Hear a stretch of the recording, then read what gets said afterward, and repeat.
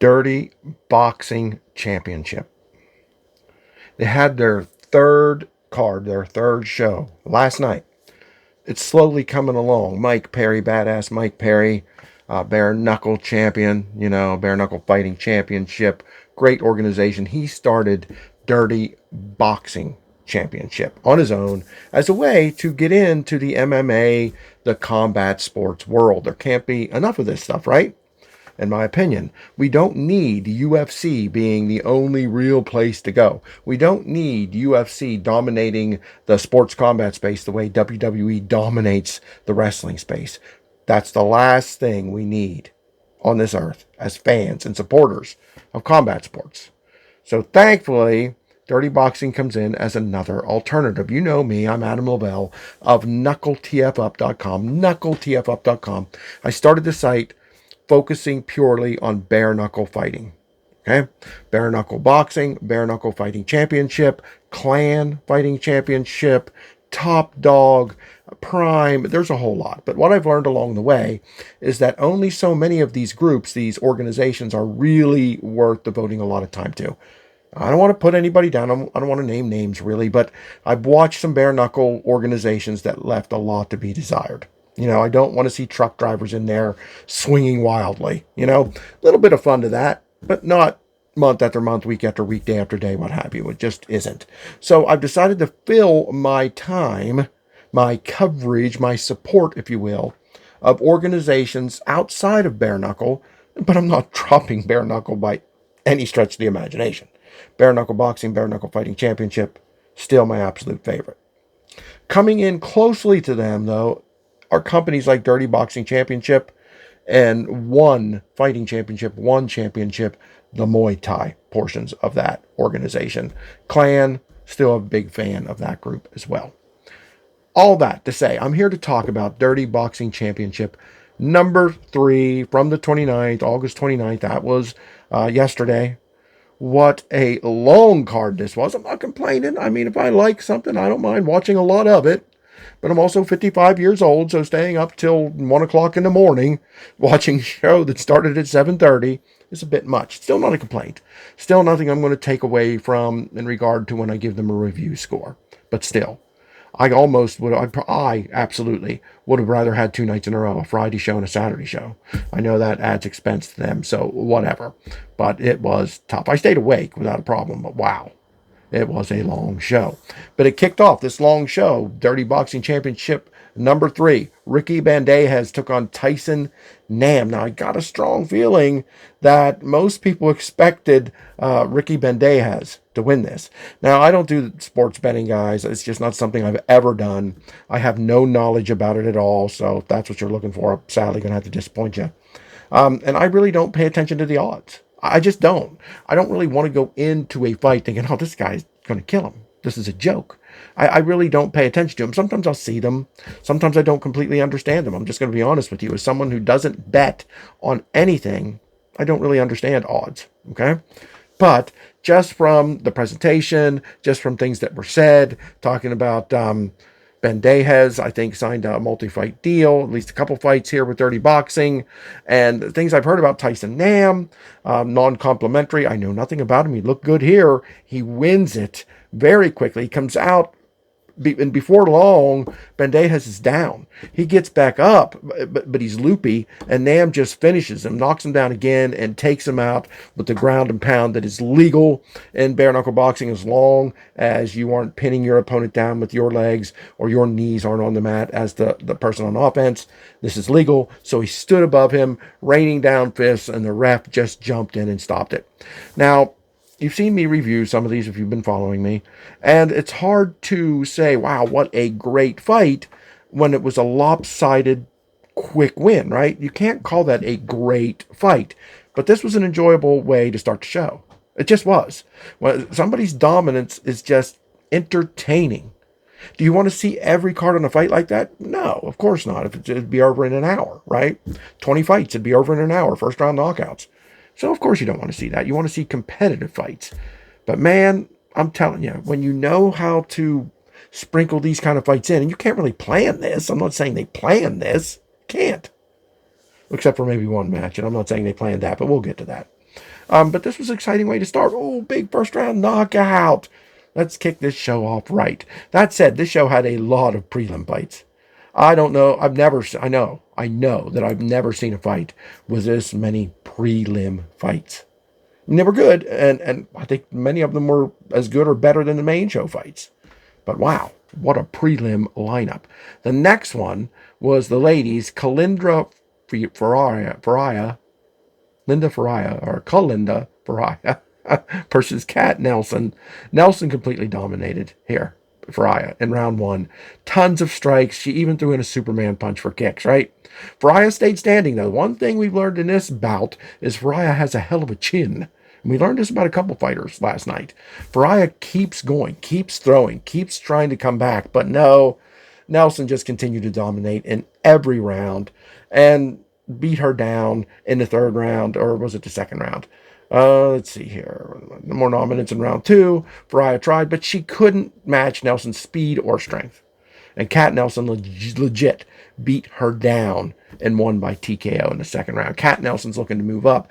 Kat Nelson's looking for a title shot. Kat Nelson's looking for bigger names. She wants to fight somebody on the main card. She's done playing around, and I think she proved that she has a strong point in this fight for sure. But Faria, very, very tough. I mean, she went down. But boy, she put up a nice battle until she did.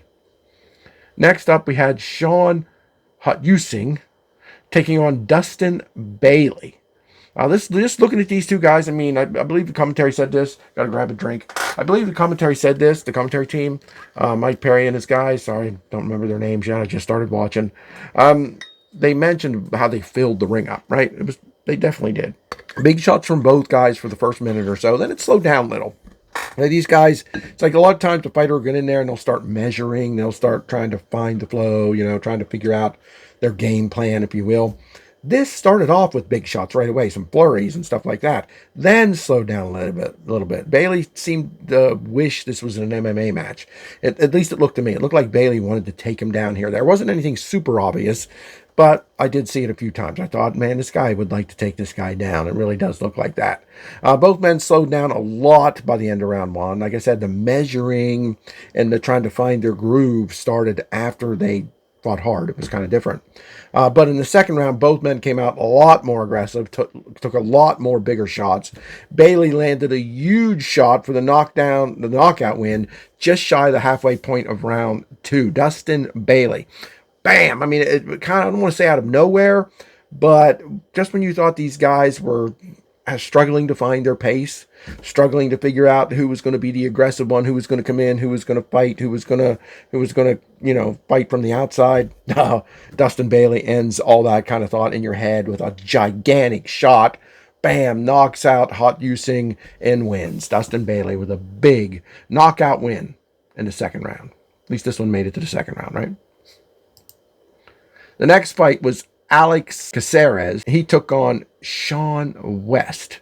Both guys threw hard here, but Caceres pulled out everything he had in his bag. I mean, everything. West is solid, but Caceres seems like maybe he's better conditioned. I don't know. Bruce Leroy is his nickname, is Caceres. And I almost feel like he's referred to as that more than he is by Alex Caceres, Bruce Leroy.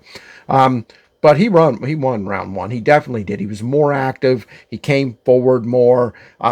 Now, that's not putting Sean West down. Sean West is clearly a strong, good fighter, but he just didn't have everything that Bruce Leroy did here in this fight. In round two, Caceres came out more aggressive and completely controlled the round for the most part, knocking down West and beating him with ground and pound for the TKO stoppage.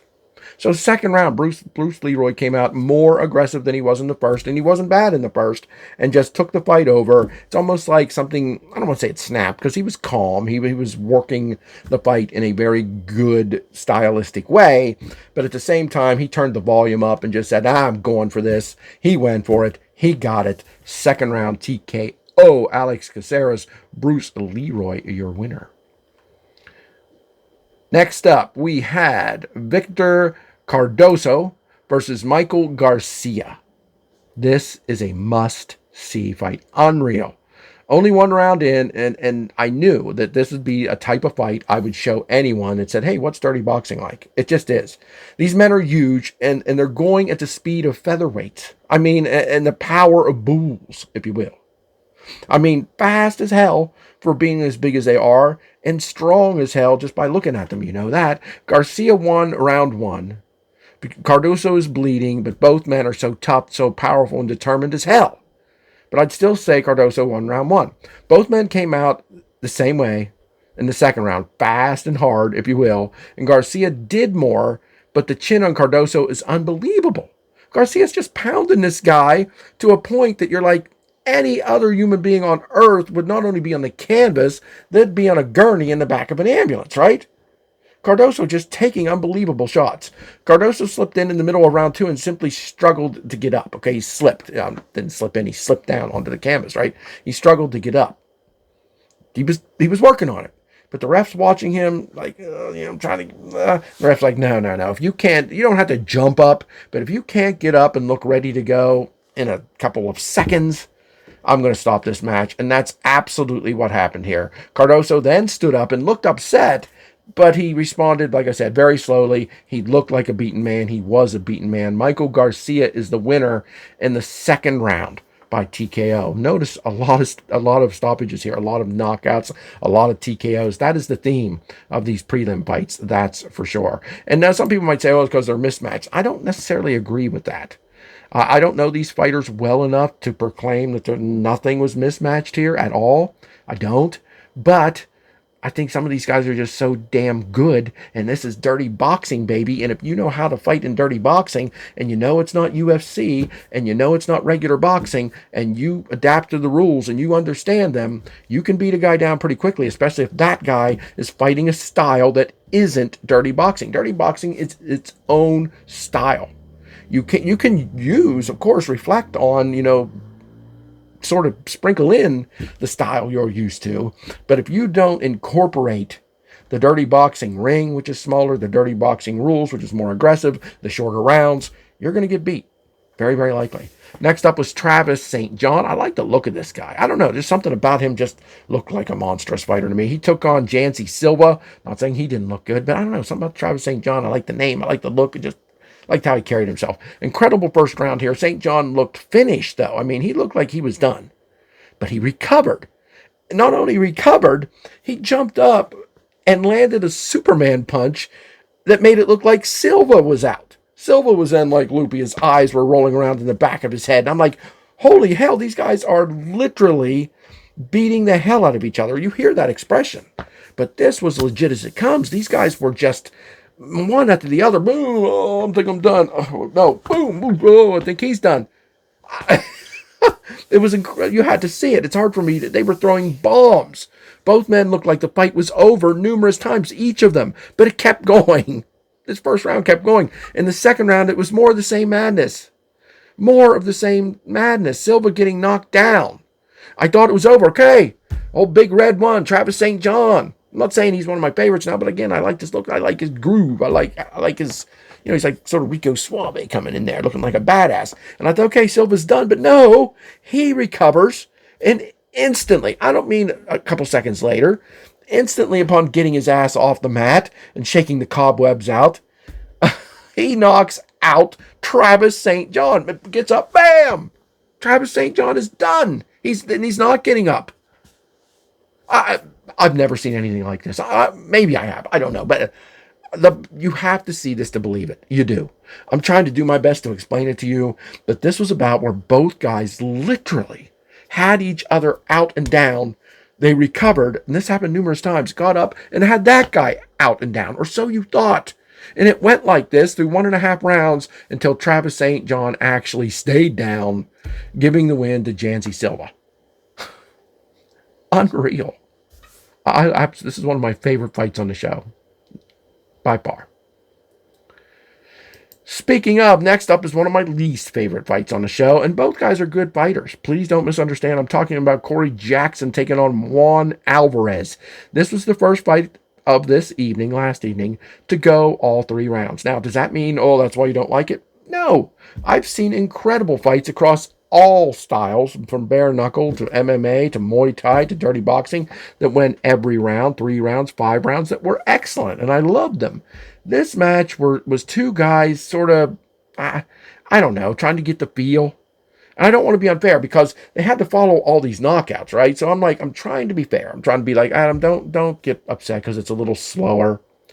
You know, that they're actually trying to box here on some level.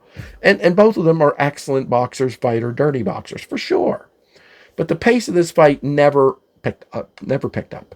I believe with all of my heart that Alvarez was more aggressive in a slower fight. Okay, so I gave round 1 to Alvarez. Round 2 was a lot of measuring, but I'd still say Alvarez pressed the pace a little bit more. But it could come down to who was best in round 3. But I felt Alvarez won 1 and 2. Not remarkably, but I felt like he was more aggressive. He came forward more often. Now, yes, Jackson counterfought for sure, but I felt like Alvarez came forward more. Sort of better fighting for both men in round 3, but no idea how you call a winner here when it was over. Now, I said Alvarez won 2. Even if you gave Jackson round 3, Alvarez still won 2-3. But I don't want to say you can't trust judges. You just don't know how judges see things. Unless you are a trained judge, and I would throw in their experience, trained and experienced judge. Mike Perry on commentary said, I don't know how these judges think. I don't understand how they see it. And it wasn't a complaint. He was just throwing it out there. Don't ask me to predict what judges will do, because I can't. And if Mike Perry can't, I certainly can't.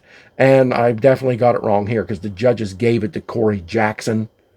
I felt, and I'm not upset. I'm not, oh, this was horrible. I felt I didn't see the fight that way, but who the hell am I? So Corey Jackson, he's the first fighter in dirty boxing to go 3-0. He sort of apologized for not getting a knockout, not being as exciting, because he wasn't. I'm glad he recognized that. And he said he'll do better the next time, but he wants a title. He's 3-0, and he's proven himself.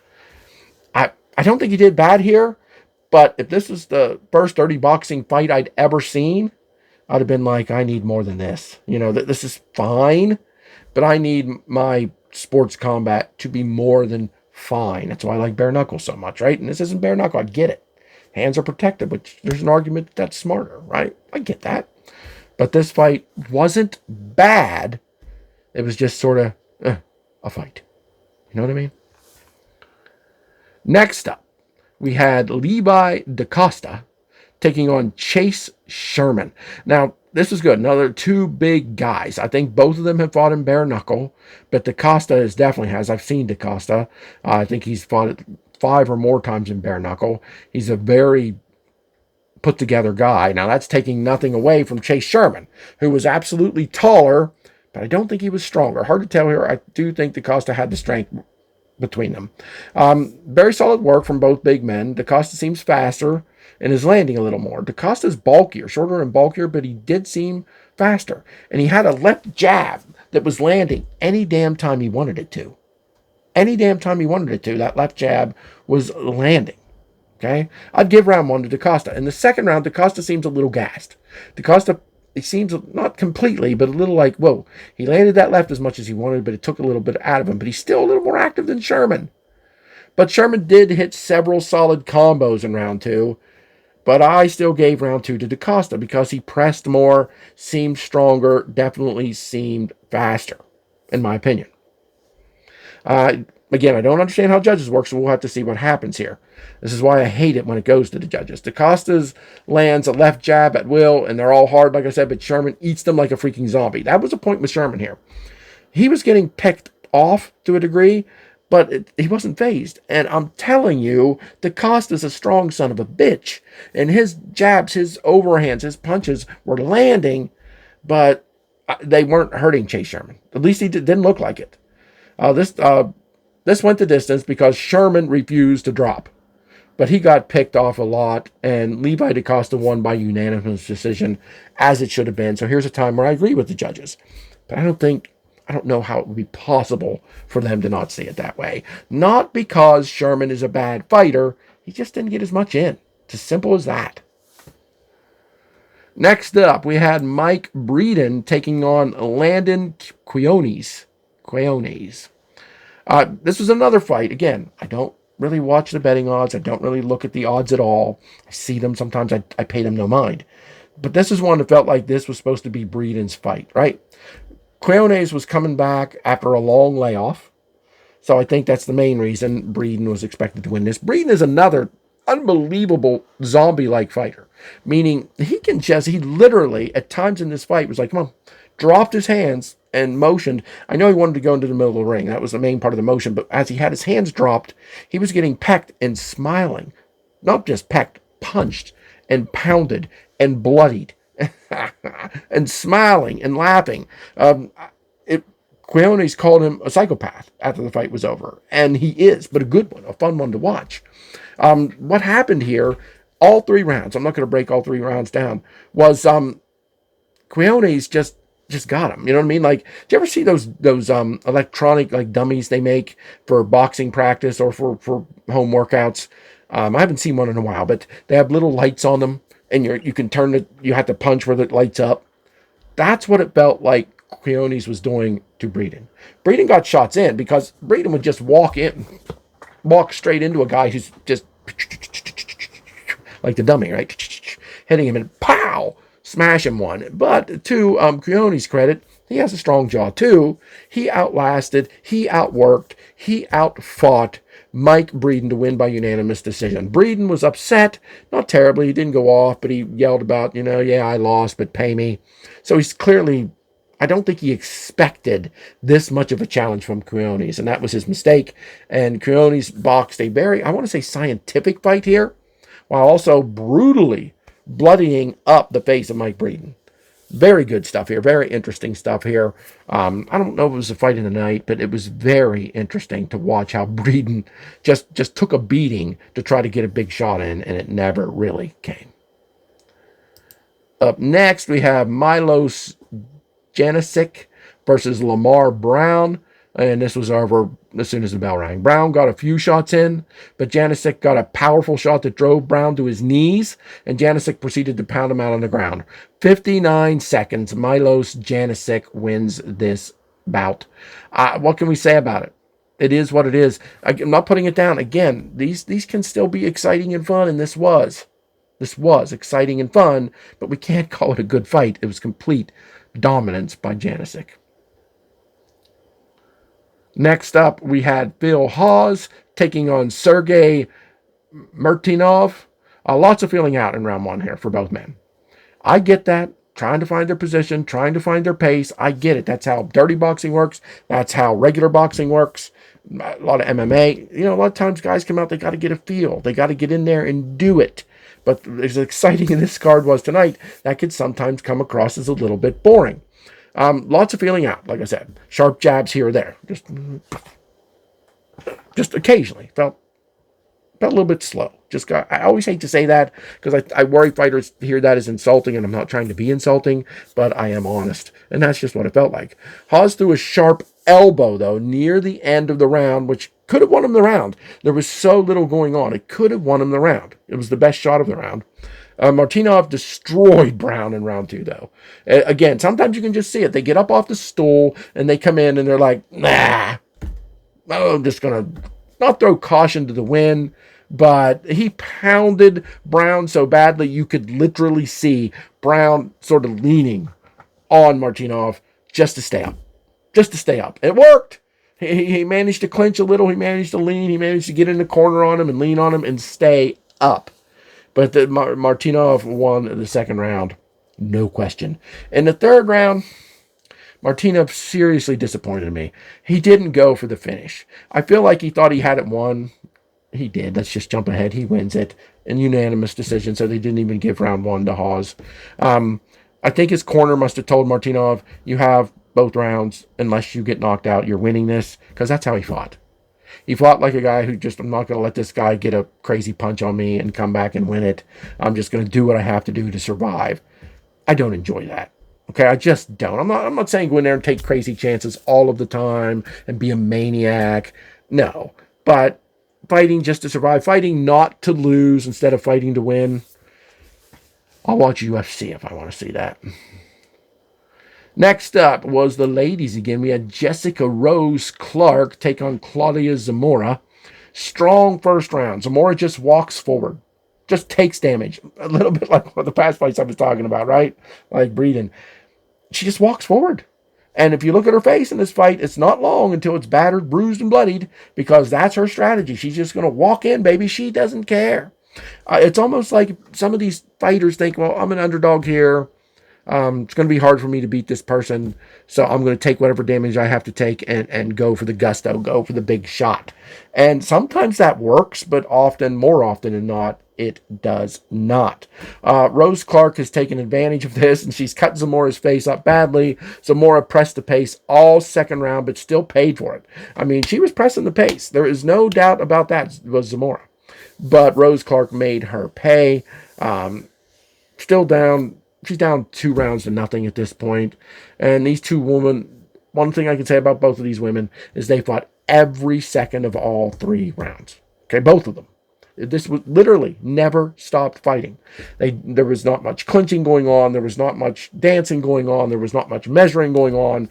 They fought and fought and fought. And that mostly is thanks to Zamora, because Claudia Zamora, I'm marching forward. I don't care. And Jessica Rose Clark handled that. Didn't knock her out. This is another fighter, Zamora, who has a hell of a chin. Because I think most women would have dropped like a sack of potatoes, but not this one young woman. She does not. She does take the loss by unanimous decision. Jessica Rose Clark wants Paige Van Zant next. I don't know if that's going to happen. We'll have to wait and see. But excellent fight. Next up was one of the most anticipated fights of the night. Why? Because we had Bryan Battle just released from the UFC for not making weight. Those petty little bitches over there do stuff like that. That's why one of the many reasons I just can't watch UFC. I don't hate them. And I know a lot of these guys' goal was to get there. I get it. You know, I grew up watching pro wrestling and all the wrestlers wanted to be in WWE and I never liked WWE. I digress. So he makes weight. He comes in. Everybody's excited to see him. He's fighting a guy named Derek Freitas. I think that's how you pronounce it. Called himself the Freight Train. Well, the Freight Train got smashed. I mean, the Freight Train didn't want to fight. I said I don't want to insult fighters, but I'm sorry, Derek. I'm going to insult you a little bit here, brother. You just look like a child that was lost and calling for his mommy.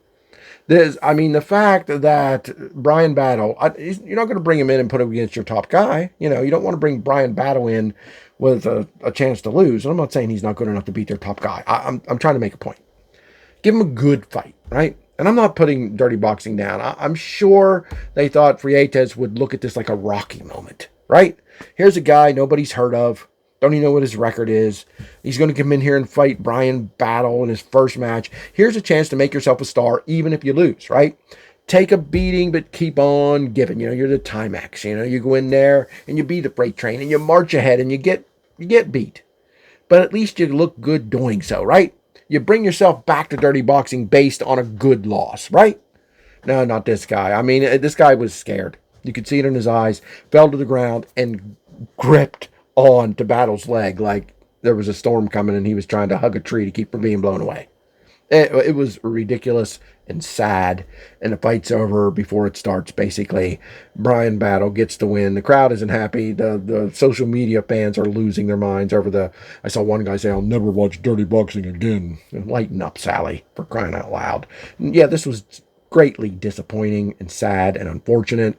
Mike Perry made a joke out of Derek Freitas. He said he's not a freight train, he's a sidecar. I wouldn't even call him that. This guy, I'm sorry, again, I don't like to insult fighters. I don't. But this guy insulted fighting, in my opinion. But Bryan Battle gets the win, and hopefully he should be back. We are up to the 5th match of the main card. This is next to the last matchup. And it's all Hector Lombard, the legendary Hector Lombard. Now, he is 47 years old, but he's like a walking, talking bowling ball with big arms and legs, right? He's just massive. You expect a lot out of him, no matter his age, right? Now, that's not putting his opponent down, James Cannon. Not at all. Cannon is a big dude. He's muscular, but he's also very tall. It'll put you in the mind of a caveman looking. I mean this in the best way. Just like a bullish, tough guy who woke up and walked out of a cave with a club over his shoulder and is going to just beat to death anybody who crosses his path. That's what he looks like. And that's what he did. That's what he did. Cannon destroyed Lombard in seconds. Backs him into a corner, beats him down, pounds on him on the ground until the ref has to jump in and stop it. This was just total and complete dominance and destruction. This should shoot James Cannon high up the rankings. It should get him a title shot soon. If not his next fight, maybe after one more. He was impressive, and he said, this is who I am. I never have boring fights. I'm always exciting. I always bring it. Get me more fights, and then get me a title shot. I agree. Great stuff here. Not a great fight because it was complete destruction. But what a damn moment. Then it was time for the main event, okay, for the Dirty Boxing World Heavyweight Championship. And someone's going to say, what do you think of that belt, Adam? I'm going to reserve judgment. My first reaction wasn't good. It's gigantic, square. I understand it's supposed to look like the ring. It looks like the Dirty Boxing ring. I get it. It's kind of cool idea. My first reaction, though, was like, don't know. Like, I like to get some belts. I'm having a Police Gazette bare knuckle boxing title made at the moment, and a Clan Fighting Championship belt made at the moment. And I have an old NWA wrestling TV title, a red strap with silver plates.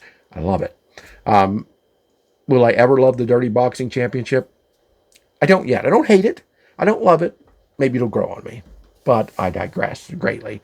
But we had Jairzinho Rozenstruik, which I probably butchered that, taking on Rakim Cleveland for the title. Now, this was supposed to be the Wolf, right? The Wolf is a very dominant dirty boxing fighter. I think he might be undefeated, but he's kind of wild, which that's fine. A lot of people predicted he would lose this if he was in this fight, no matter how popular he was. A lot of people compare him to Tank Abbott, which I think is fair. Tank Abbott was excellent. Not super, not scientific fighter at all. Just a big old brawler with a great chin. But he pulled out due to injury. I almost said supposedly, but Wolf claims he's hurt. So this Cleveland is stepped up and said, give it to me. If anybody's going to win this title, it should be somebody who's fought here before, not a first-timer.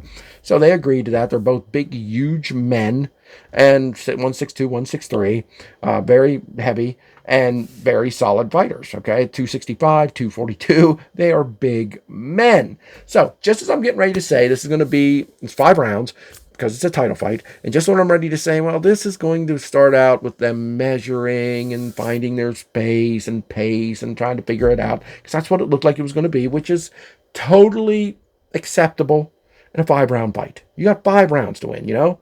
You don't have to go in guns blazing. You don't. Many would argue it would be foolish to do that. So they didn't do that. But right when I'm settled in, thinking, okay, first round's going to be a little slow, I'm okay with that. Because it's 5 rounds. Get ready to settle in. Unbelievable. Rozenstruik, bam! Got a huge shot onto Cleveland's jaw, and Cleveland went completely to sleep. But quickly, in the first round, it is over. And there is a new, first-time, inaugural Dirty Boxing World Heavyweight Champion, and Jairzinho Rozenstruik.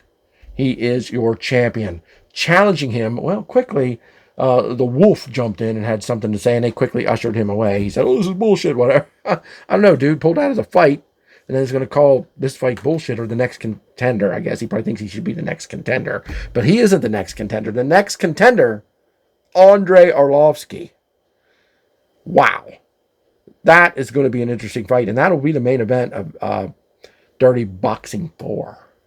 The new champion, Rozenstruik versus Arlovski. Guys, this is a great show. I was ready to give it a 10 out of 10. But I'm going to knock a little bit off for that ridiculous non-fight that just was kind of embarrassing. Bryan Battle. Bryan Battle, not his fault, for sure, not his fault. I'm not even blaming it on Mike Perry and Dirty Boxing. I'm not. I'm blaming it on Freitas, Derek, the freight train.